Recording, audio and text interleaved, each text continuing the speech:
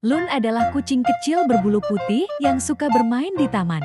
Suatu hari, ia bertemu dengan seekor burung cantik bernama Piko yang bernyanyi dari atas pohon.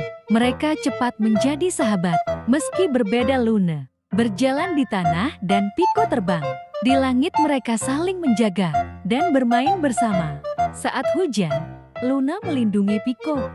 Saat Luna sedih, Piko menyanyikan lagu ceria. Lun dan Piko membuktikan bahwa persahabatan sejati tak butuh kesamaan, cukup hati yang saling peduli.